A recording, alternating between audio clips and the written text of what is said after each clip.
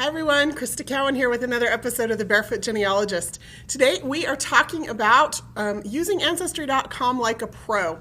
Those of you who don't know, I am a professional genealogist. I've been doing this for a long time, but I've learned some ins and outs and some tips and tricks about how to use the website as well as how to actually just do genealogy research. And so I'm going to give you my best information today about how to do genealogy and combine that with this online research on Ancestry.com. We have a lot to cover, and I'm going to go really fast. Those of you who learn quickly, just hang on and you'll catch some things. Those of you who've been doing genealogy for a long time, you may pick up a tip or a trick or two along the way as well. Those of you who don't learn as quickly or need a little bit more time or repetition, that's how I learn the best, feel free to watch this video again if you need to, or as many times as you need to. I've discovered my magic number is usually about 3 before it really sinks in. It will be archived on YouTube later so that you can watch it there. Hopefully that's enough of an introduction. Like I said, lots to cover, so let's dive in. Let's first talk about just some basic setup. I get asked this question all the time, like, what does your desk look like, or how is your computer set up? And so I've actually taken a picture of my desk. I use a laptop, and this is my laptop here on the left, and then I've attached my laptop to a monitor. So I actually have 2 screens for my one computer. And as you can see here, I have Family Tree Maker open in this window. I use Family Tree Maker really heavily. I find that the software is a lot more robust. It's easier to move from person to person. I don't have to wait for screens to load in my web browser. If my internet connection is ever down or slow, there are still things I can do. So I love Family Tree Maker for that and many, many other reasons. And so I will have Family Tree Maker open here, and then I'll have my web browser open over here so that I can search and analyze and go back and forth between the 2 screens. Now there are some things I'll show you about how I do that, and hopefully you'll catch on to some things as we go, but that's how I do it. So it's certainly not a necessity. It is just a nice to have, but if you have the ability to do so, I would certainly recommend multiple screens. It makes things go so much more smoothly, and you're able to compare and analyze things more accurately. You don't have to toggle back and forth between windows and try to remember what something said on one screen when you go back to the other screen. So multiple screens, and then of course Family Tree Maker. Huge fan of Family Tree Maker so that you can work on stuff even when you're not online. Of course, you want Family Tree Maker 2012 because it syncs with your online tree. So if I happen to not be near my computer, or I just have my phone on me or my iPad, I can still access my tree because I've synced it. It's always in sync with what's going on in my desktop software. Okay, here is probably the big secret, if there is one, to how professionals do genealogy research. Have a big focus and a small goal. One of the things that we've discovered, or that I've discovered as I've traveled around the country and met you at conferences and worked with other people who are doing their family history, is that oftentimes it's really easy to get distracted. We start clicking leaves and we start digging our way through the branches of our family tree, and we discover all of a sudden that we're looking at the family of, our great aunt's husband's, second wife's. We end up who knows where in the family tree, right?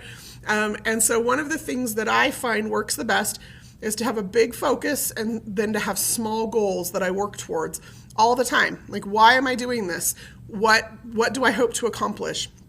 There are a lot of questions I ask along the way once I've defined that big focus and that small goal.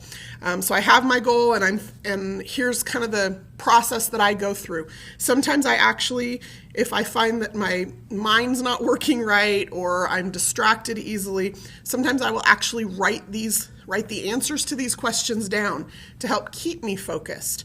So here are the questions. What do you already know? So if I'm trying to identify information about somebody in my family tree. What do I already know?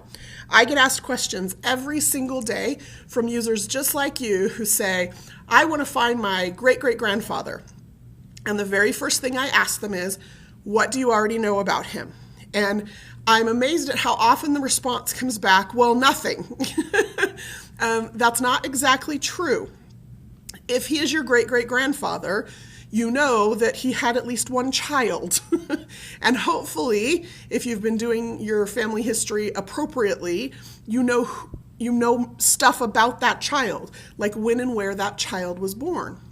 That gives you some kind of a frame of reference to start searching for information about the father. So what do you already know? And sometimes we have to really think about that. Sometimes what we know is all we know is that they had a child in Indiana in 1874. Well, what else can we find out? Okay. How do you know it? And this is a big one. Again, I get people every day who ask me, well, help me find this. And I say, okay, what do you know? They share what they know. Then the next question is, well, how do you know that? Because grandma said so is a good start, but it's not enough. If you haven't documented the information that you already know, then you could be creating brick walls for yourself to keep going back further. So document things as you go. Look for the records that prove the stories. And don't just find one record and say, well, I know this because it said so on the 1910 census. That's great. What did the 1920 census say? What did the 1900 census say? We have to look at all of those records in concert to get to the truth. Again, otherwise we're creating brick walls for ourselves. And then this one, and this is, again, a place where a lot of people, and myself included, sometimes get distracted. If you need to, then this is the small goal part of this, write down what it is that you want to know. I'm looking for the parents of my great-grandfather, and then write down what you know about him and how you know it. So now that what do you want to know is your small goal. That's what you're looking for. And then where could you possibly find that information? And this is a step that almost all professional genealogists go through. They become familiar with the records. They know what records exist and where those records exist. And sometimes, and I do this, excuse me, I'll even create lists. Like, okay, well, I could find that in these 4 census records. I could find that in this type of a marriage record. I could find it in a birth record, but I don't know if that birth record exists for that time and place, so I need to figure that out. Like, I'll make those lists, okay? So here's just another view into that, or another look at how I do this big focus, small goal. And focus just means, have a plan of some sort, right? So I usually will have 3 or 4 big focuses that I'm working on at any given time. And I do that just because I get bored easily, or because I'll hit a brick wall, or I'll be waiting for a record to come in the mail from some state vital records office, or any number of reasons. And so I'll keep 3 or 4 big focuses written down and running at any given time. So right now, this is one of mine. I am in the process of documenting all the descendants of Daniel Shipman. Daniel Shipman is on my mother's line. He is the first immigrant to the Americas. He came from Wales, from Hamburg via Wales. They spent a couple of years there in the process of immigrating, and then came to the United States in the Americas. It wasn't the U.S. at the time, in the 1730s. And it has been surmised that he has more than 100,000 descendants in the United States today. And so I am in the process of documenting all of them. And when I say documenting, I mean actually finding the records that prove who each of these people are and what each of the relationships are that link them all together, not just copying information off of other people's trees. So that's my focus. Okay, so then here is a small goal that I am working on in this particular family right now. So the goal is to find Albert Jefferson Kerr and family, so his wife and children. His wife is actually one of the descendants in this family. So here's what I know already. I know he was born about 1885 in Missouri. I know he died in 1967 in Arkansas. I know when and where he died because my mother is his granddaughter, and she was alive at the time, and she remembers that. And so I've documented that based on her information. His birth year and place came out of a copy of his obituary, which also documented his death year and place. So then here are all of some of the places that I would want to go. And I might create for myself a sort of checklist. I know that he should be found in every one of these census records. I should also hopefully be able to find a birth record for him in Missouri, because I know that Missouri birth records were being kept at that time, and I know that they're online. I know that Missouri marriage records are online for that time period, but I don't know if he was married in Missouri or Arkansas or Oklahoma, so I need to figure that out. And I have a copy of his obituary, but I would like to get a copy of his death record as well, because obituaries sometimes contain errors. Death records sometimes contain errors.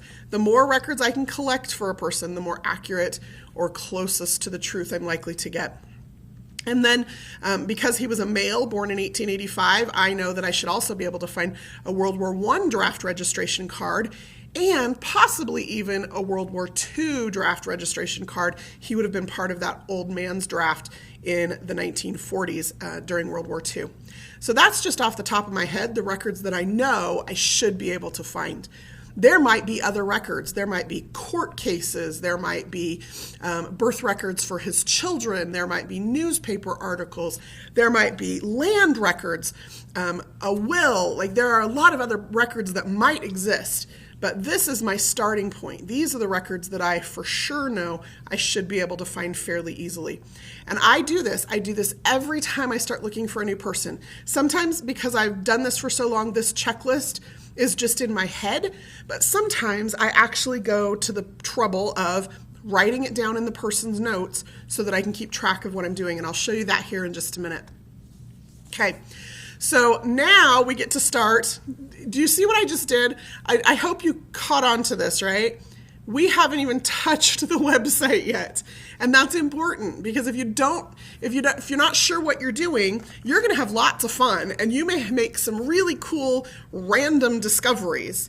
But if you have some kind of a goal, if you want to do your family history because you want to complete a 4 or 5 generation pedigree chart for your mother, or you want to track your paternal line back to a specific Revolutionary War ancestor, the random cool discoveries are not going to be nearly as satisfying as having a plan and focus. Okay, so now you can start searching the website. So the purpose of this then is to answer the questions, right? So the first thing I do always is I review record hints. Record hints, both in your online tree and in your Family Tree Maker software, are just these little, let me get some of these windows out of the way so we can have a little more room here, are your little shaky leaf hints, right? So here's Albert Jefferson Kerr, and he has 21 hints. And when I click on that little leaf, it takes me to the screen that says, here are the hints for him. And you'll notice there are record hints like the 1920 census and the Social Security Death Index, Missouri birth records, some draft registration cards, and then down below there are tree hints. Let me tell you how I do this. Typically, I ignore the tree hints unless I'm trying to connect with a cousin, or unless I've hit such a brick wall that I just need to look for some clues and see what other people have decided, maybe see what records they've attached to see if it'll help me search. But I'm most focused on the records themselves, and that's because that's where the truth is most likely to be found. And so I can then review those. Now I can review those right here in my Family Tree Maker software. If I was to click this 1920 census, it would, in my Family Tree Maker software here, just pull up this web browser embedded into my software. But you remember how I talked about how I have double screens? Here's one of the reasons why. Let me go back here. What I do is there's this little link right here in Family Tree Maker that allows you to open these hints in a new window. And so I click that, and you may notice here it just jumps right over to my web browser. And so now I have my Family Tree Maker software in one screen and my web browser in another screen on my two monitors. And now I can review these hints one at a time. Okay. Now there's something else that I do, and this may change your life. If you don't do this, I would strongly recommend it, whether you're using multiple screens or not. Use the tab feature in your web browser. I'm pretty sure all web browsers have this feature available. I happen to use Google Chrome.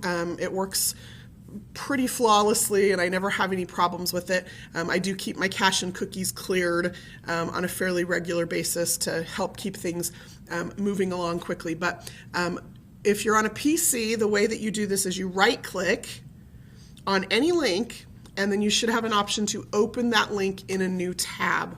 Okay, so however that works for you on your computer. And then what I will do is I will actually go through and I will open up every one of these links, so you can hopefully see what I'm doing here. And one at a time I'm going through, and now I have opened up all of the record links, every one of them. They show up here, right? And for now, I'm just ignoring the trees. I might need them or use them later, but right now I'm just going to ignore them. Then what I do is I actually drag and drop these so that they are in order. Okay, so I put the birth record first, and then the World War I draft occurred in 1917, and then the World War II draft occurred in the 1940s, and the 1930 census gets moved over here. And now, okay, so I've got these records now in chronological order. I can see where my holes are. I haven't even looked at a record yet, okay? So I can see here, I've got a birth record, I've got a World War I draft card. But from 1885 to 1918, there should be two other censuses. So I'll just check over here in the suggested records and see if maybe somebody else hasn't already found. Look, there's a 1910 census. So I'm going to drag that over here. And I don't see a 1900 census here, so I know I have to go look for that one. And then here's this, and here's 1920, and here's 1930, and the 1940 census is missing. So let's see if somebody's found, looks like somebody has found that. And then World War II and Social Security. So I now have birth to death, and all but one, it looks like, federal census represented here. Now, I don't know for sure that these records are for my grandfather, okay?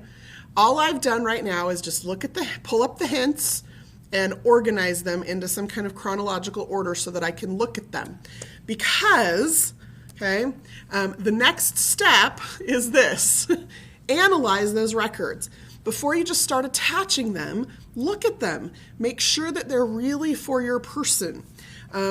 Question them. So, for example, he was born, according to this birth record, in 1885.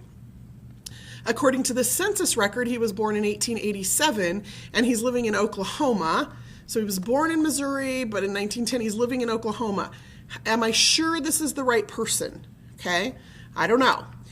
Here it says 1886. Here it says 86, 86, right? So what I'm doing is I'm just going through each of these records in turn and comparing stuff like his name, his birth date, his birth location. And what that does is it allows me to see, do I have the right person? If some of that information is wildly conflicting, a year or two on a census record for a birth is no big deal. But if it was 5 or 10 years off, maybe I don't have the right person. Or if the birth location flip-flops between every record, maybe what I have is actually two sets of records, one for one man and one for another, and I need to weed them out to determine which one is really my person, and then find the missing records for my person. One of the ways that I do that is I write. I write a lot, and this is another place where Family Tree Maker comes in real handy because it has a very easy to use, very simple note feature for every person. And so what you're going to see anytime you look at a person in my family tree is a whole slew of notes for them where I actually transcribe what's on the document. Because again, this just helps me know I've got the right person. I can look here and I can say, well, this census said he was 23, and this census said he was 33, and this census said he was 44. They all say he was born in Missouri, right? Because I've written this information out, I can look at it and analyze it and make sure that I've got the right person. I have been going through my DNA matches lately, and one of the frustrating things that I've discovered is that when I'm matched with somebody on their DNA, I'm quickly finding a lot of errors in some of their trees. And so it's going to be impossible for us to find a common ancestor if they've got these huge glaring errors in their tree. I literally spent 10 hours over the weekend trying to clean up someone else's tree so that I could figure out exactly how we were related. I haven't messaged her yet. I need to do that. But this process, for me anyway, helps eliminate or at least greatly reduces some of those errors. So I go through and I write everything that I find, okay? Then I'm going to do a person-based search. So I reviewed all the record hints, okay? That's what I've got open in my web browser here is all those record hints, both from the shaky leaf and from the suggested records, okay? Notice all I've done is write things. I haven't attached anything yet, okay? But there are records missing, okay? Remember, we have some of those holes. As a matter of fact, I've noted some of those holes in bold in my family tree maker. So I haven't found him in the 1900 census yet. I have searched Missouri and Oklahoma. So my next step is to search city directories to see if I can find his parents in a city directory to figure out exactly where they were living in 1900. I had not before found this World War I draft card that just came up. So I need to go ahead and transcribe that information. I hadn't before found the 1940 census. And so I need to transcribe that information. But I make these notes, and you'll notice they're in chronological order about his life so that I know where my holes are or where I need to search. Now in Family Tree Maker, I can just highlight him and I can come to Web Search. And I can click on New Search, and just like in your online tree, it pre-populates the search form, right, when you do that. So I don't have to type anything in. I just go ahead and click Search, and it brings back all of my search results. And then, of course, I'm going to open that in a new window so that I've got it over here. Now, if your search results don't look like this, let me just give you another big tip. There are two ways to view your search results. One is what we call sorted by relevance, which just means Ancestry.com looks to see if they can find the most matching records, and then they rank them. So you may have, like in this case, you have somebody's tree here, and then you have a couple of birth records, and then it looks like they're both for him. There were 2 birth records apparently. And then some pictures, and then some attached documents, and then some census records. There doesn't seem to be any rhyme or reason to it. They're ranked based on matching, but they're not consistent based on record. So I almost always will view my search results this way just to see what pops up or bubbles up to the top of the list. I never go through more than a page or so of these search results. After I do that, I change this to summarize by category, because why do I want to go through all these other things if I've already found some of those records, right? I know, for example, that I'm specifically looking for a 1900 census record. Again, I'm going to use that open a new tab feature because I don't want to have to keep coming back to my search results, right? So if I just open up just the 1900 search results here, then I can see I can search for him here. I can actually even then edit this search to see if I can locate him. So for example, I know he was born in Missouri, and the census, if you remember correctly, only records the state. So I'm going to change that to just the state name and say, show me only males with a name kind of like this that live or were born in Missouri. I have a few, maybe a possible misspelling on the last name. Maybe he went by a different nickname. So I've got some options here that I can look through. I can play with these search results. When I find it, I can drag it over here to the right place in my little timeline of records. And then I can go back and say, okay, what else is there, right? I've got pretty much all the records I was looking for. It looks like I'm missing a marriage record, so maybe I want to filter down to that. I could also check and see if maybe there were some newspaper articles written about him, look through and see if there's any Arkansas or Missouri or Oklahoma newspapers. I could look through some photos or yearbooks. I could look through some maps or some land records.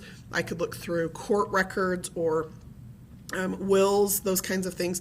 So I can do that to see if there are other records that exist for him. And that's what search does.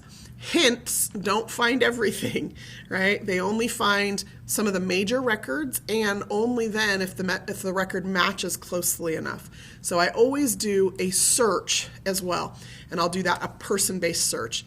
And again, look at the records, analyze them, question anything that's inconsistent, see if you can figure out how to reconcile that. Right, okay? Then I will do what is called a location-based search. And here, kind of in a nutshell, and we've done a few videos on this, so you might want to go to the YouTube channel and look for those. But here is basically what that looks like. I will come in here, and for example, let's say, we've got this Missouri birth record database open. Maybe I'll come in here, and I'll pull up just the Missouri birth record database. And what I want to look for are all Kerrs who were born, so I'm going to mark that exact because I want anybody with that last name. My great-grandfather there was born in 1885, so I'm going to mark that exact, and then I'm going to say plus or minus 10 years. What I'm looking for specifically is older brothers or sisters, because they may have clues that will help me go back another generation. Or the parents' names may be recorded differently on different birth records for different children. So I've marked his last name exact, I've marked the birth location or the birth date exact, and then done a plus or minus 10 years so that I can see if I can catch some of those brothers and sisters. And then I'm going to do a search. And then it takes me to a list of just, it looks like there are 69 here. I could filter that even further. My great-grandfather was born in Gasconade County, so I could say, okay, really I only want to see people born in Gasconade County. So I'm going to put that in, and I'm going to mark that exact. And now that list is just down to 2, okay? So that's a way to search location-specific or database-specific records. The other thing to do, there are 2. One is to come into the search and scroll down to the bottom, and there's a map. And you can click on any one of these locations, and it will take you to a page that shows you specifically all the databases that are specific to that location. So I can see what other records even exist, records I might not have even thought to search or to look for or to look through. I can do the same thing, just a different view of it. Different people learn and interact with data different ways, so we've provided a couple of ways. In the card catalog, I'm going to come in here. I can filter by location, so I can say show me everything in the U.S. that has any record in it that has to do with the state of Missouri, and maybe I'm only interested in birth, marriage, and death records for the 1800s. And now I've got a list here of a few hundred databases. I can skim through it. I can sort it alphabetically and jump straight to the M's for Missouri. I can see what the most popular databases are. Here is a database of Missouri marriage records, and I don't know exactly where my great-grandparents were married, so maybe I want to search this database, okay? Another thing that you can do, and I would highly recommend you become familiar with this, in the Learning Center, the very bottom option there is the Family History Wiki. I use this Family History Wiki several times a week. People ask me questions all the time about, well, I'm looking for this death record or I'm looking for this birth record. And one of the things that we can do is we can just type in a state name, and then for every state there is a page that has to do with vital records for that state. And you can read through this article and it will tell you exactly when the state started keeping records. So for example, the state of Missouri passed a state law in 1883 requiring that births and deaths be recorded, but they were recorded at the county law. Okay? 10 years later, that law was repealed, so there was a period of time where records were not kept. And then it looks like the state started keeping those records. So you can get a feel for what records were created, when records started being kept, where those records were kept, because not everything is online, and so it's useful to know where to go to find those records. So this is the process that I go through. I review my record hints, then I do a search based on that one person, and then I do a location-based search to see what other records might pop up for other family members in the area. Once I have done all of that and recorded it in my Family Tree Maker software, then I attach the records. That way, first of all, I make sure I'm always attaching the records correctly for the right people, that I'm not attaching records for people who may or may not be part of my family, or who turn out not to be part of my family, turns out to be some guy with the same name, or some woman who was actually born 30 years earlier, and then I have to go through the process and kind of the mess of detaching those records and deleting the incorrect information. This way I know that I can now go through and I can just start attaching records. I can say, okay, we're going to save this record to someone in my tree, and that person is Albert Jefferson Kerr, and it's going to look for him, and he's going to come up, and then I'm going to attach that record. And I'm going to go through then and do that for each one of these records that I have found that document his life. Okay, some final tips. We're a little bit over time today. I hope that's okay. I told you we had lots to cover, and apparently I didn't talk quite fast enough. So just some final tips. And I've covered most of them, but let me just reiterate.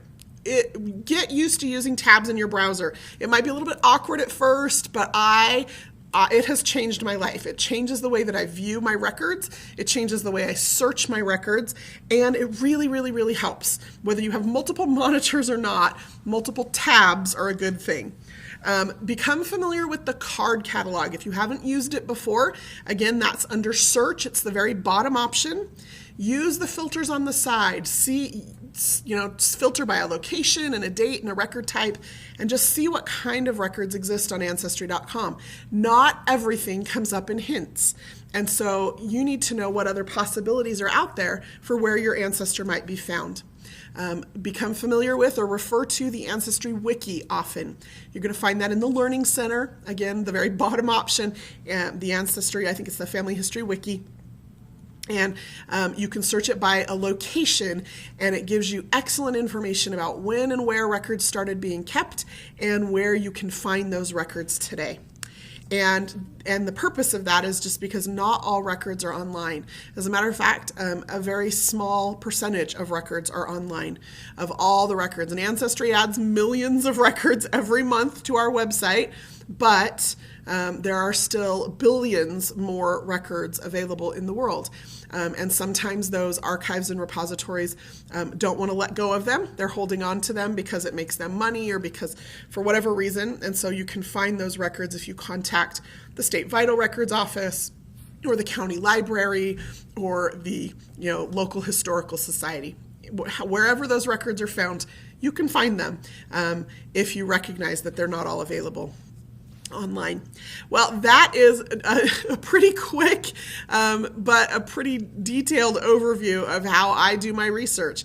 That's just then a lather, rinse, and repeat process that I go through all the time, where I just find those records, analyze those records, write about what I find, so that I make sure that I'm catching all the pieces of information, so that I can compare discrepancies, so that I can know what to do next to find more records, and then I write down where I'm going to look for those new records so that I know what to do next. And once I've finished that, then it's time to move on to the next generation, or the next small goal in my family history big focus. Until next time, this is Crista Cowan. Have fun climbing your family tree.